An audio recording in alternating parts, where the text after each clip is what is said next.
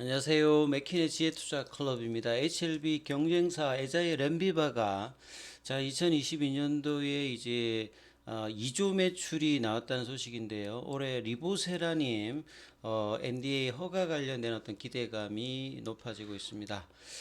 주가는 이제 내일 반등 여부가 중요한 어떤 기술적 위치인데요. 내일의 투자 전략까지 한번 살펴보도록 하겠습니다. 먼저 개장 전 미증시 이 선물 흐름부터 한번 살펴보도록 하겠습니다.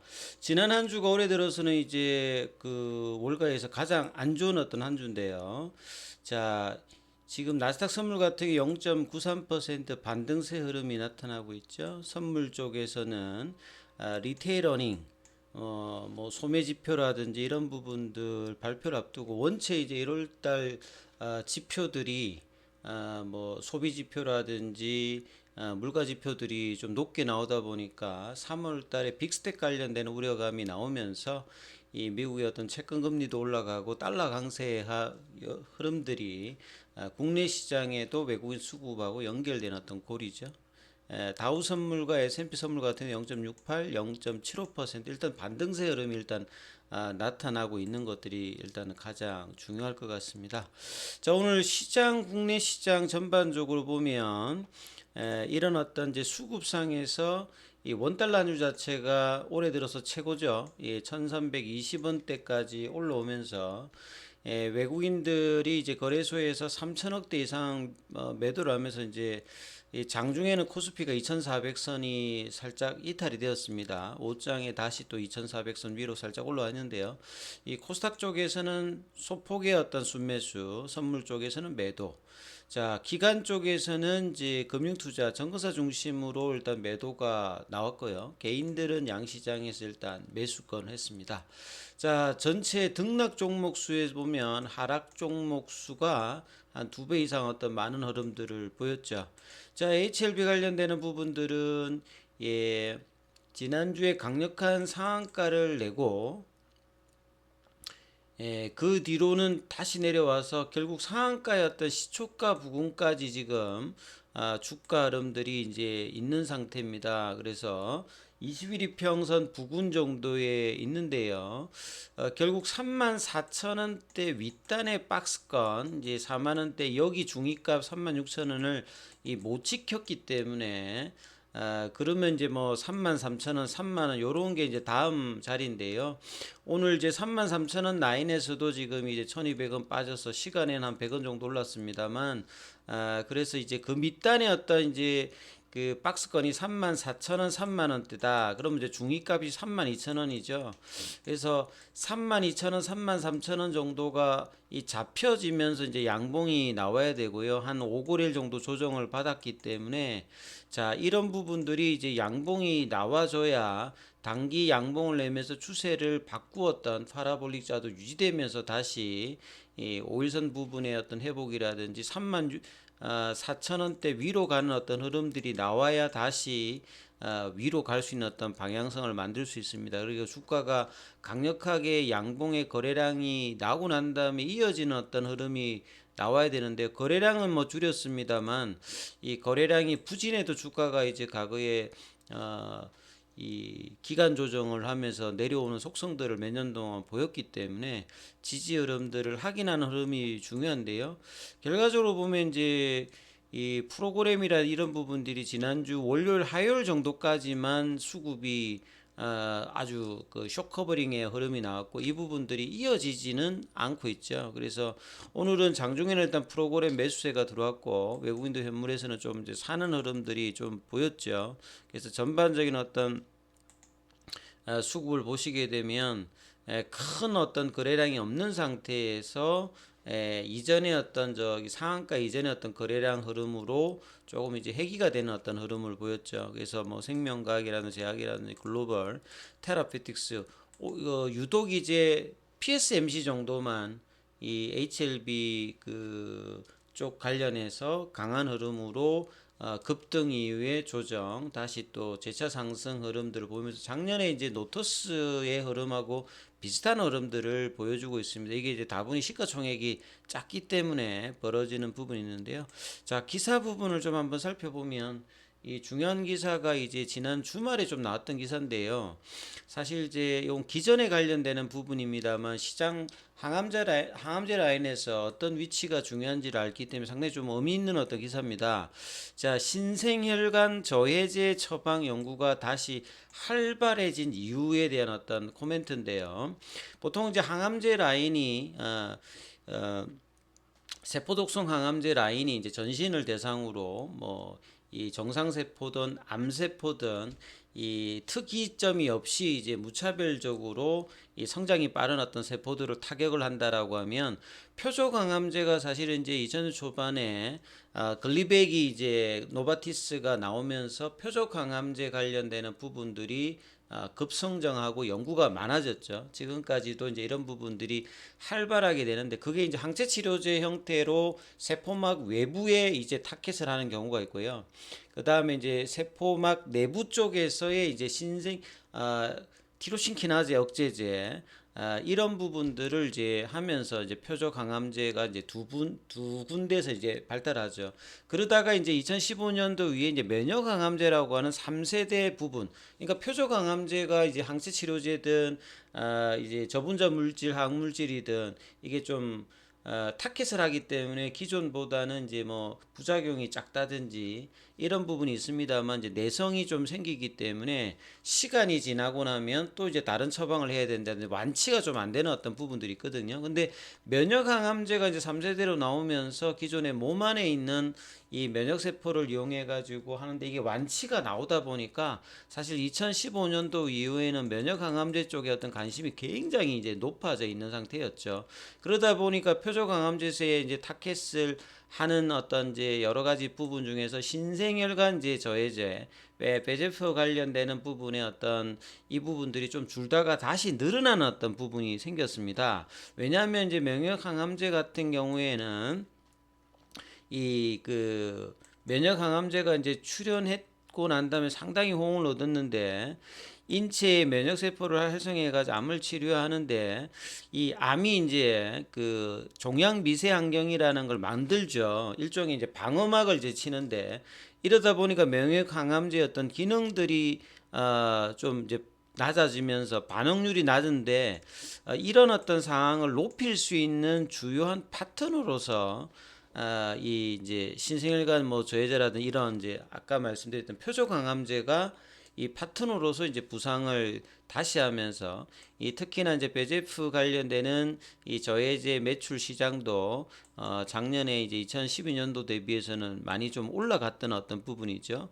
그래서 암이라고 하는 게 이제 조그만 때는 자체적으로 이렇게 성장을 합니다만 이 암이 일정 부분 이상의 어떤 크기가 되었을 때는 반드시 이제 산소라든지 영양분 공급을 해야 되기 때문에 이 배제표라고 하는 이제 성장인자를 그 암세포가 이제 뿌려줍니다. 그러면 이제 혈관 쪽에 이제 가서 이 부분들이 이제 자극을 받아서 이제 모세혈관이 형성되는 거죠. 이게 이제 성장 쪽에도 중요합니다만 이 암을 낫게 하기 가장 좀 힘든 부분이 전이죠. 이 전이 어떤 이 부분들에도 굉장히 좀 중요한 어떤 타켓이 신생혈관 억제 관련되는 부분의 기존의 약입니다. 그래서 신생혈관이라는 게 기존 혈관에서 새롭게 이제 생성되죠. 암세포가 뿌려주는 이 배제프 관련되는 부분에 반영해서 이제 일어나는 부분이다. 이런 산소 영양분을 공급받기 위해서 신생혈관을 촉진하는 이제 촉진인자가 이게 배제프인데 이게 이제 암세포가 뿌려주는 거죠. 그래서 이제 주변에 이제 이런 상황이다 보니까 저산소와 영양 결핍에 빠지면서 이런 이제 종양 미세 항견을 형성하는 어떤 부분이 이제 암세포에서 이제 많이 좀 발생하는 어떤 부분이거든요. 그래서 이 베제프R 저해제라고 하는 거는 베제프가 이제 타입이 뭐 A, B, C, D 다섯 가지 종류가 있는데 이런 부분들을 이제 그 수용하는 부분들이 세포막 밖에 리셉트라는 게 요것도 보면 이제 뭐 1, 2, 3 이렇게 세 가지가 되어 있는데 리보세라닌 같은 경우에는 이제 베제프 R2라고 하는 부분에서 이 베제프 A 타입을 이제 결합하는 어떤 이 단독 타켓으로 이제 하는 부분이고 뭐 이 소라페님이라든지 렘마티닉 같은 경우에는 여러 부분들에 좀 반응을 하는 그런 어떤 형태라고 보셔야 되겠죠. 그래서 이제 신생혈관의 이런 어떤 생성만 억제하는 게 아니라 앞서 말씀드렸던 종양 미세 환경 관련되는 부분들도 정리해 주기 때문에 이 면역관문 억제제와 병용을 했을 때 면역관문 억제제가 굉장히 반응률을 높이는 어떤 부분의 효과를 주기 때문에 병용 파트너로 이제 로슈의 이제 제품들도 간세 포함해서 1차 치료제로 허가를 받고 작년에 이제 아스트라제네카도 이제 이런 부분들의 허가를 받는 게 이런 어떤 흐름이라 봐야 되겠죠. 그래서 사실은 이제 면역 항암제와 표적 항암제 병용 관련되는 부분은 가장 뭐 중요한 이슈고 이런 부분도 이제 간암에도 이제 2020년부터 적용됐다는 것이 상당히 좀 중요하고요. 그래서 이 HLB와 항서제약의 이제 캄넬리주만 같은 경우에도 이 PD-1 계열이거든요. 그러니까 뭐 키트루다라든지 옵디보 같은 기전이고 리보세라닌 같은 경우에는 표적 항암제로서 이 베제프 관련되는 저해제인데 항체 치료제 같이 세포막 밖에서 하는 게 아니라 그 내부에서 신호 전달 관련되는 부분에서 티로신키나제 억제제 형태로 작용을 하는 부분이에요. 그래서 이런 부분들이 전반적으로 이제 굉장히 중요한 어떤 입장에 있기 때문에 데이터도 좋았기 때문에 사실 뭐 중국에서는 작년에도 이제 뭐 거의 한 5천억 이상의 일단 매출을 달성했고 그러다 보니까 이런 기전을 가지고 있는 이 에자이의 렘비바 같은 경우에도 실적들이 좋게 나오고 있는 상태죠. 그래서 이 뭐 리보세라닌과 캄넬리주맘의 어떤 결과에서도 당장에 이렇게 뭐 성과가 바로 나오지는 않더라도 상당한 어떤 기대를 볼 수 있는 다섯 번째 어떤 1차 치료제 어떤 기대감이 계속 있는 상태다 이렇게 봐야 되겠죠. 그래서 에자이의 이제 그 레비뉴 보고서에 들어가서 PT 자료를 살펴보면요. 이 에자이가 애뉴얼 레비뉴가 한 5조 정도가 넘거든요. 네, 거기에서 렘비바가 물론 뭐 간세 포함 쪽만 아니고 여러 암종으로 적응증이 있습니다만 2조 가까이 이렇게 매출이 낸다고 하는 것은 상당히 이제 주력이죠. 그리고 앞서 말씀드렸듯이 이 암세포라고 하는 보통 세포 같은 경우는 세포막의 이 신호가 항상 이게 깜빡깜빡거리지 않고 온오프가 됩니다. 근데 암세포의 특징은 항상 이제 성장을 해야 되기 때문에 이게 켜져 있어요. 그래서 이 암세포에서 이렇게 베제프라고 하는 혈관 내피 성장 인자를 이렇게 보내면 여기가 립세트인데 이걸 외부에서 막는 게 이제 뭐 아바스틴이나 사이람자나 이런 것들은 그런 기전이고 세포 내부에서 이제 이렇게 전달을 해가지고 핵까지 들고 나가야 되거든요. 요런 전달 과정에서 이제 그 하는 신호를 잡아주는 거지. 그 중에서 수용체 베제프2 쪽에서 이제 잡아주는 게 이제 아파티닙, 그러니까 리보세라님의 기전입니다. 그래서 이 베제프 수용체도 1, 2, 3 있는데, 이 리보세라님은 2가 가장 뭐 중요합니다. 그리고 이제 베제프 쪽에서는 A 부분 인자가 이제 뭐 이 중요한데 이 부분에 어떤 기전을 하고 있다 이렇게 이해하시면 될 것 같아요. 뭐 중요한 어떤 부분이다 이렇게 한번 이게 주말에 나온 기사고요. 그 다음에 뭐 HLB 쪽에서 이제 진인의 뭐 그 다음에 뭐 진유림 이런 부분인데 이번에 이제 그 PSMC 관련되는 부분에 3월 달에 이제 정기총회가 있으면 진양군 회장 말고 이제 딸도 이제 이 부분에 사내 이사로 올라간다는 부분인데 이 뭐 나이는 그렇게 많진 않아요. 진인의 가장이라고 돼 있지 않습니까? 이번에 이제 베리스모 관련되는 부분에서 리서치 쪽에 있으면서 뭐 관여하면서 이제 등재가 된다는 소리인데 사실 주주 입장에서는 뭐 그렇게 썩 이렇게 좋은 부분이 아닙니다. 이게 딸들이 최근에 이제 몇 년 동안에 뭐 노토스도 그렇고 이렇게 주가가 급등하면 뭐 매도를 한다든지 뭐 작년에 유승 받을 때도 보유 지분 관련되는 부분에서 이제 권리를 행사한다든지 이러면서 계속 이제 재산들을 올려가고 있는데 이번에 이제 베리스모 관련되는 부분에 PSMC 쪽에서도 리서치 애널리스트로 근무하면서 이제 연관을 믿으면서 이제 사내이사로 젊은 나이에 이제 올라오거든요. 그래서 회사에서는 이제 경영 수업과는 뭐 관련이 없다 이렇게 이야기하는데 최근에 이제 PSMC 주가가 올라가니까 향후에 이 부분도 어떻게 연결고리가 될지 한번 보셔야 될 것 같고요. 이제 PSMC는 사명도 이제 HLB 이노베이션으로 변경되어서 향후에 베리스모하고 이제 어떻게 되는지도 좀 잘 지켜보셔야 되는 상황입니다. 그래서 주가가 PSMC 쪽만 이렇게 강한 흐름들이 저점 대비해 가지고 합병 인수 관련되는 이야기 이후에 거의 뭐 지금 1,000원대에서 3,000원대로 올랐고, HLB는 지난주에 어떤 상승 흐름을 이어가지 못했는데 이번 주에 이제 사실 반등 여부가 어떤 식으로 나오느냐가 굉장히 중요하고, 이 3,000원대 부근에서도 강하게 못 내려오면 그 다음 자리는 다시 또 3만원대도 내려갈 수 있어요. 그래서